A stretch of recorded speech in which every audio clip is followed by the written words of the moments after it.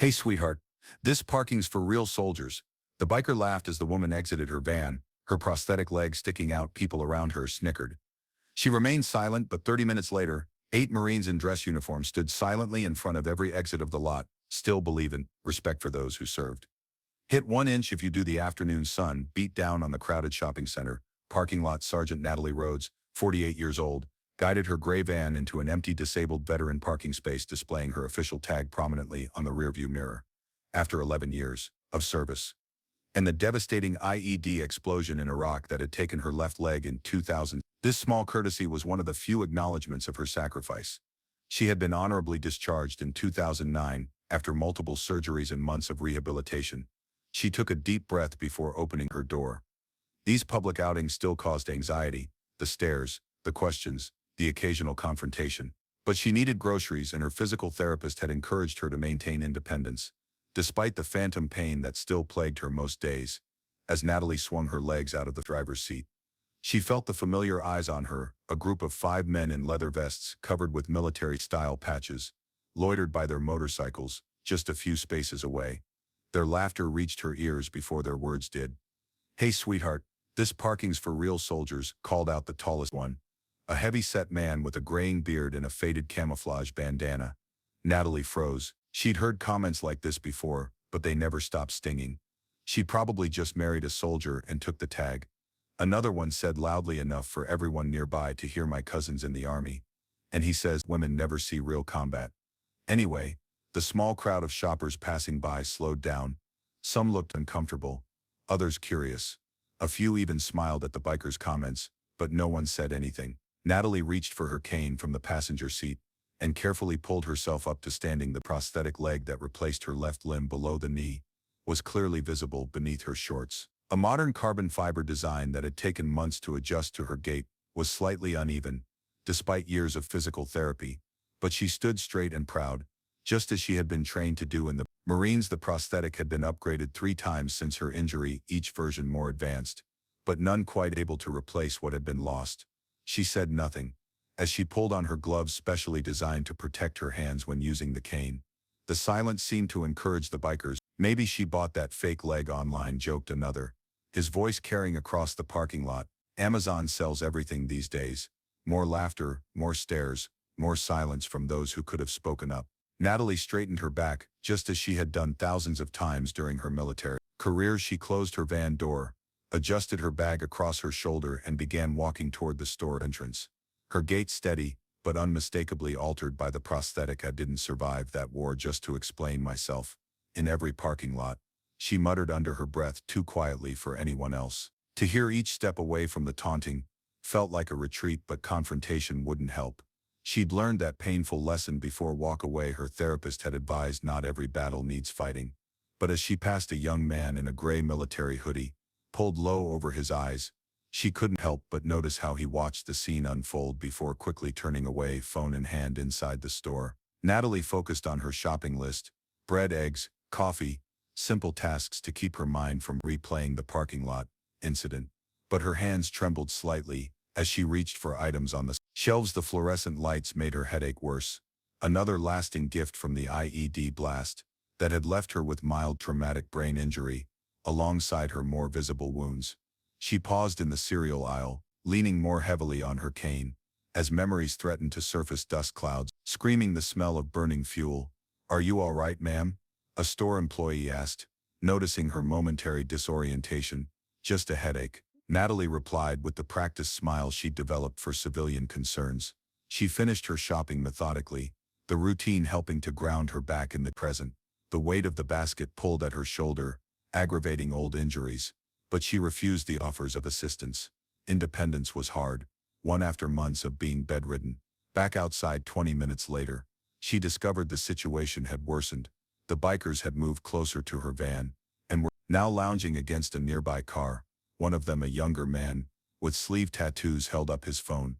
"Got a perfect shot of her for the group page," he announced to his friends. Caption: "Stolen Valor alert at Westfield Mall. Fake disabled vet taking spots from real heroes." Natalie's stomach tightened. She'd seen those online groups before where self-appointed military defenders publicly shamed people they deemed unworthy. Her photograph would be online within minutes. Subject to ridicule from thousands. Just get to the van, she told herself. Just like extraction under fire, focus on the objective. As she approached her van, a mall security guard intercepted her, a thin man with an oversized uniform and a nervous expression. His name badge read Parsons, and he couldn't have been more than 25, ma'am, he said, not quite meeting her eyes. We've had a complaint about unauthorized use of the disabled veteran, parking the bikers. Watched from a short distance, smirking, the tallest one gave a mock salute, triggering snickers from his companions.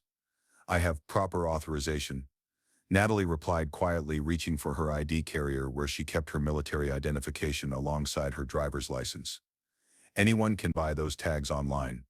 One of the bikers called out, my buddy works at the VA. He says female vets are taking resources from guys who actually saw combat. The security guard looked uncomfortable but pressed on. Could you provide some additional verification that you're actually a veteran, perhaps military ID or discharge papers? Natalie felt her cheeks burn as shoppers slowed to watch the confrontation. She produced her military ID card and showed it to the guard. He examined it with exaggerated scrutiny. This says Marine Corps. But your license plate frame says Army. The frame was a gift from a friend, Natalie explained, her voice steady. Despite her increasing heart rate, I served in the Marine Corps for 11 years. 3rd Battalion, 8th Marines. 2 tours in Iraq, 1 in Afghanistan. The guard looked unconvinced behind him. The bikers made exaggerated, doubtful expressions, encouraging his skepticism. Maybe we should call the VA to verify. He suggested, handing back her ID. An older woman pushing a shopping cart stopped nearby for a moment. Natalie thought she might intervene, but after a quick glance at the intimidating bikers, she hurried past, eyes down. It's fine, Natalie said softly. I've been questioned before. I'm used to being invisible. The security guard shifted uncomfortably. Well, the gentleman said. The gentleman is wrong. Natalie interrupted, her voice barely audible. But I understand, you're just doing your job. As the confrontation continued, the young man in the gray military hoodie watched from the edge of the parking lot. He stepped behind a large SUV, pulled out his phone and made a call, speaking urgently in hushed tones, before quickly walking toward the exit. Natalie caught fragments of his conversation. Staff Sergeant Rhodes, no sir, it's bad disrespecting a decorated Marine. Natalie finally reached her van, the security guard reluctantly allowing her to leave after examining her Purple Heart license plate. As she settled into the driver's seat, she opened her glove compartment and removed a small velvet box. Inside lay her Bronze Star Medal, awarded for valor during an operation that had cost her not just her leg but 3 of her closest friends.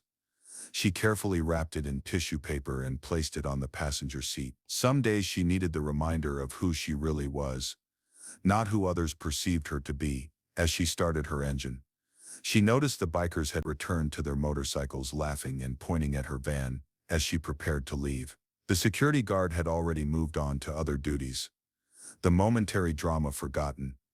No one had stood up for, not the shoppers, not the other veterans who surely must have been among them, not even the security staff who should have protected her from harassment.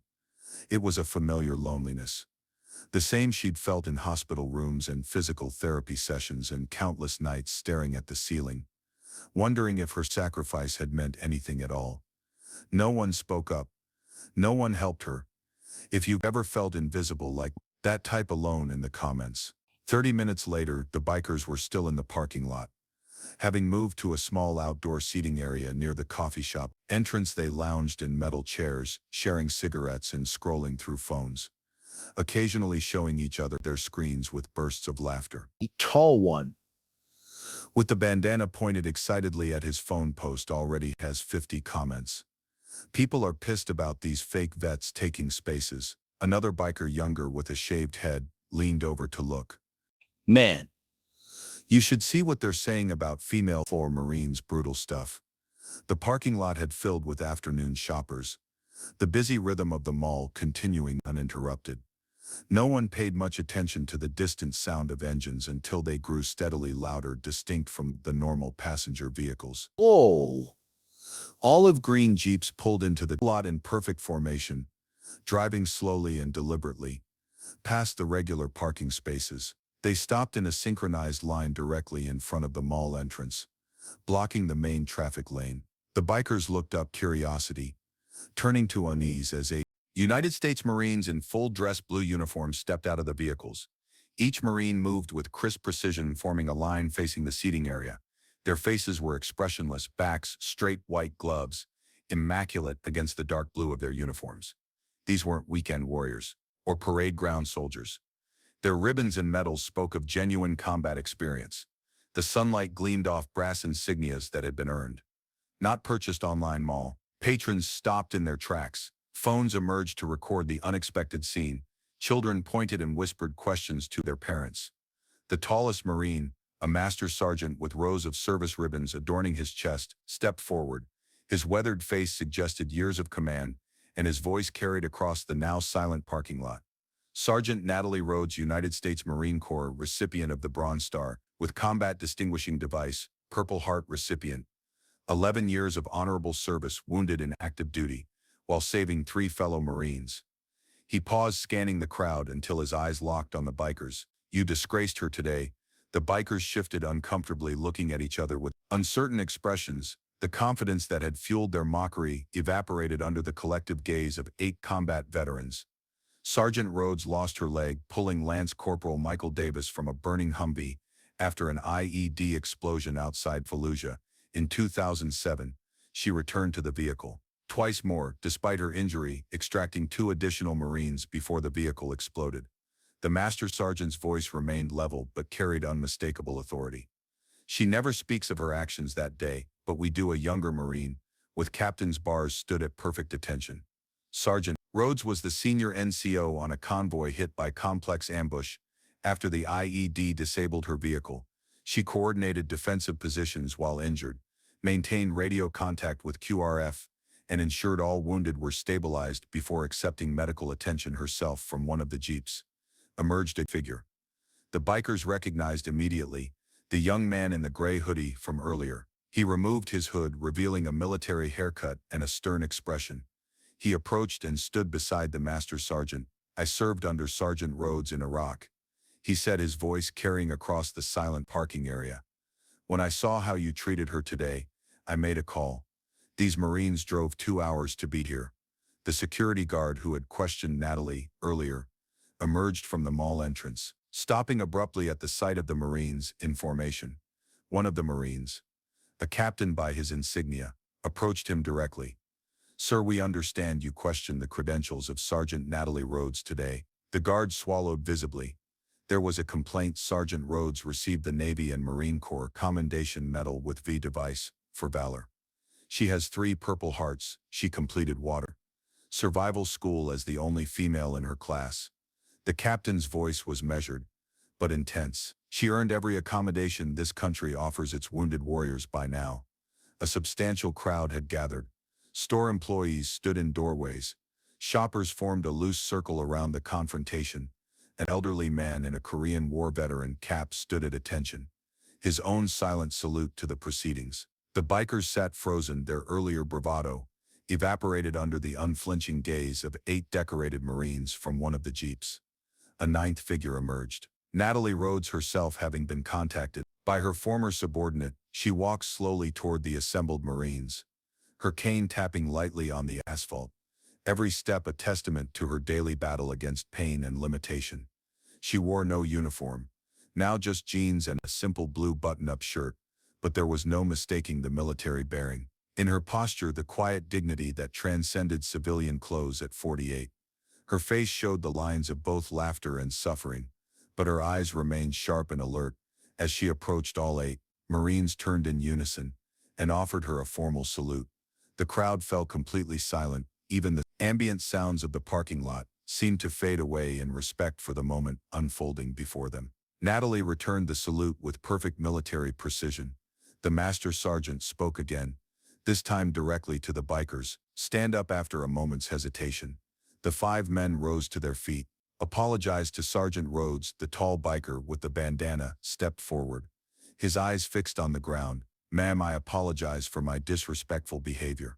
I was wrong." One by one, the others mumbled similar apologies. Natalie regarded them silently, her expression unreadable. Then she did something unexpected. She took her Bronze Star medal from her pocket and held it out for all to see. "This isn't mine," she said, her voice clear in the hushed parking lot. "It belongs to Lance Corporal Davis. He didn't make it home. None of us who return are whole. Some wounds you can see." She gestured to her prosthetic leg, and some you can't. She looked directly at the bikers. "I don't need your apology. But the next time you see someone with a disabled veteran plate or placard, remember this moment. Remember that not all sacrifices are visible, and not all heroes look the way you expect them to." The transformation in the parking lot was immediate and profound. The bikers stood with heads bowed, all pretense of toughness gone. The security guard stepped forward, removing his cap. "Ma'am, I sincerely apologize for questioning your service," he said, his voice breaking slightly. "There's no excuse for how I treated you." Natalie looked at him with gentle eyes. At 48, she had learned that anger solves nothing, that understanding was more valuable than vindication. "You were doing your job based on information you were given," she said. "I understand." The crowd that had gathered began to disperse. But not before many approached Natalie personally. A Vietnam-era veteran in a wheelchair rolled up to her side and quietly thanked her for her service. His own sacrifices made decades earlier created an unspoken bond between them, a shared understanding that transcended the years and conflicts that separated their service. A young mother brought her wide-eyed daughter forward to shake Natalie's hand. "My daughter wants to join the Marines someday," she explained. "I think she just met her hero." Natalie bent down despite the difficulty. "If you decide to serve," she told the girl, "do it because you believe in something bigger than yourself. That's what gets you through the hard days." The Marines prepared to depart their mission. Accomplished, the master sergeant approached Natalie. "One last time, you never needed to salute me," Natalie told him and the other Marines as they prepared to leave. "Just don't let people laugh next time." "Not at me, not at anyone who served," the master sergeant nodded solemnly. "We take care of our own, Sergeant Rhodes. Always have, always will." As the group began to disperse, the biker with the bandana approached Natalie again, this time without his friends. "Always, never military," he admitted quietly. All. "My dad was Vietnam. He came back different. I guess I've been angry about that my whole life." Natalie nodded. "Many of us come back different. I deleted the post," he said, showing her his phone, "and I posted an apology instead, for what it's worth." She didn't respond immediately, but finally offered a slight nod. "It's worth something." As Natalie prepared to leave, the security guard approached her again, this time with the mall's general manager. "We'd like to do something," the manager said, "if you'll allow it." The next morning, when Natalie arrived for her physical therapy appointment at the VA hospital, her therapist greeted her with a surprised expression. "You're all over social media," he said, showing her his phone. The video had already received thousands of shares. Marines in dress blues, standing at attention in a shopping mall parking lot, honoring a female veteran who had been mocked for using a disabled parking space. Comments flooded in. "This is what respect looks like. I'm in tears watching these Marines stand up for one of their own. All. My sister served 2 tours in Afghanistan and gets the same treatment. Thank you for showing what real honor looks like." When Natalie returned to the mall 3 days later for her weekly grocery run, she found something unexpected. A new sign had been installed at her usual parking space, "Reserved for Sergeant Natalie Rhodes, USMC, rededicated with gratitude for your service." As she stepped out of her van, a small boy approached her, holding a hand-drawn picture of a Marine in uniform. "My dad was a soldier," he said, offering her the drawing. "He says you're the bravest person he's ever heard of." Natalie knelt down despite the difficulty with her prosthetic leg and accepted the artwork. "Thank you," she said. "But there are many brave people who serve, some never get recognized at all." The boy's father approached, extending his hand. All. "I've been trying to explain to my son what courage means. Now I can just tell him about you." In the weeks that followed, Natalie received dozens of letters from veterans across the country who had seen the video. Many shared similar stories of being questioned or ridiculed because they didn't fit someone's image of what a veteran should look like. The local elementary school invited her to speak during their Veterans Day assembly, something she had always declined in the past. This time she accepted, standing before 200 children and their parents. Natalie shared not the dramatic story of how she lost her leg, but the smaller daily battles, learning to walk again, fighting through pain and finding purpose. when her military career ended abruptly. The hardest thing about being a veteran isn't what happened during service. She explained it's returning to a world that often doesn't see or understand your sacrifice. All. The mall incident had an unexpected ripple effect throughout the community. The local VA office began an awareness campaign about invisible wounds of war. The shopping center implemented special training for security staff about approaching veterans with respect and dignity. The biker with the bandana, whose name was Rick, reached out to Natalie through the VA. He had started volunteering with a veterans group, driven by a new understanding of his father's struggles and his desire to make amends for his behavior. 6 months after the parking lot confrontation, Natalie folded her Bronze Star medal and returned it to its case for years. She had carried it as a private reminder of her worth when the world made her feel invisible. Now, for the first time since returning home, she felt seen not as a victim or a hero, just as a veteran who had served her country with honor. True courage doesn't come from loud voices, but from those who keep showing up long after the war ends in a world that often overlooks quiet sacrifice. Sometimes it takes others to stand up and remind us what honor really means. Natalie's story isn't just about a moment of public vindication. It's about the thousands of veterans who face silent battles every day. The Marines who came to her defense that day didn't just correct a single injustice. They reminded an entire community about the ongoing debt we owe to those who serve. And in doing so, they sparked something greater. A renewed commitment to seeing the sacrifices that walk among us, often unrecognized. For Natalie, the moment of respect wasn't about vindication. It was about visibility, about finally being seen. Not for what she had lost, but for what she had given. And perhaps that's the most any veteran truly wants, not special treatment, but simple acknowledgement of the price they paid for something larger than themselves. All. Ever seen someone disrespected just because they didn't look like a hero? Share it. Subscribe to Deep Story Dispatch, where silence meets honor.